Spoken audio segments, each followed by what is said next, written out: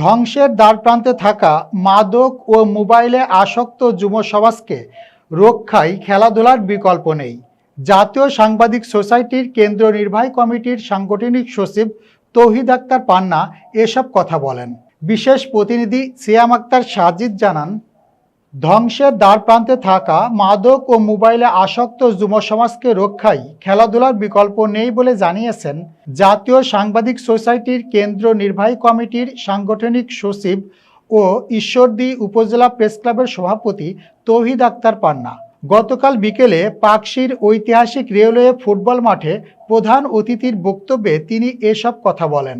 বিশেষ অতিথি হিসেবে উপস্থিত ছিলেন পুলিশের এএসআই হাফিজ ও পাকশী রেলওয়ে শ্রমিক দলের সাধারণ সম্পাদক সুমন আলী। পাকশী রেলওয়ে শ্রমিক দলের সভাপতি সোহেল রানার সভাপতিত্বে এ সময় team manager Abir Hossain, training সেন্টারের কোচ নূর হোসেন, ট্রেনিং সেন্টারের সহসভাপতি সাইফুল ইসলাম কনক, সাধারণ সম্পাদক নূর হোসেন ভুটান, সাংবাদিক সাইদুল ইসলাম, ছাত্রদল নেতা আলমাস আলী সহ বিশিষ্টজনরা উপস্থিত ছিলেন। টান টান উত্তেজনাপূর্ণ এ খেলায় 10 মিনিটের মাথায় অতিথিদের পক্ষ থেকে জুনিয়র দলের বিজয়ীদের পুরস্কৃত করা হবে ঘোষণা দেওয়ায় খেলার উত্তেজনা বৃদ্ধি পায়।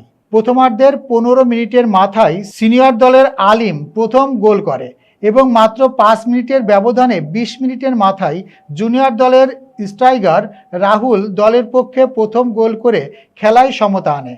দর্শক নন্দিত এ খেলার দ্বিতীয়ার্ধের 9 মিনিটের মাথায় জুনিয়র দলের সিজান দ্বিতীয় গোল করে দলের বিজয় নিশ্চিত করে। পরে অতিথিবৃন্দ বিজয়ী দলের হাতে পুরস্কারের অর্থ তুলে দেন।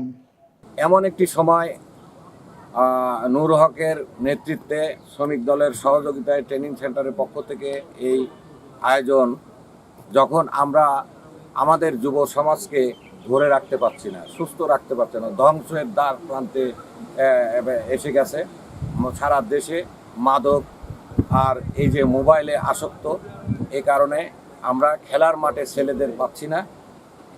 আমাদের এই খেলার মাধ্যমে আমরা আশা করব যে আমাদের সুস্থ যুব সমাজ গঠন এবং যুবকদের সুস্থ রাখতে এই পাকশী যে মাঠে দাঁড়িয়ে আমি এখন কথা বলছি, এই মাঠ কিন্তু আন্তর্জাতিক একটি মাঠের সাথে তুলনা করা যায়।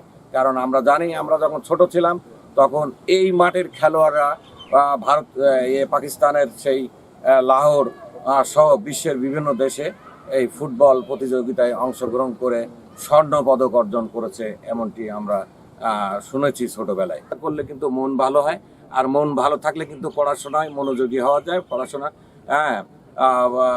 যারা খেলোয়াড় তাদের কিন্তু 1 ঘন্টা পড়লে যে রেজাল্ট হয়, যারা খেলাধুলা করে না, নানান এই মোবাইল টিপায় নানান রকম কাজের সাথে জড়িত থাকে, তাদের কিন্তু 5 ঘন্টাতেও সেই পড়াশোনা সেই মুখস্থটা হয় না। আমরা তো বড় বড় এসে মুখস্থ করছি, আমরা জানি। আমি নিজেও খেলোয়াড় ছিলাম, গোলকিপার খেলতাম। যাই হোক, আজকে এই খেলা আয়োজকদের উদ্দেশ্য সফল হোক এই প্রত্যাশা রেখে আজকের খেলার শুভ উদ্বোধন ঘোষণা করছে।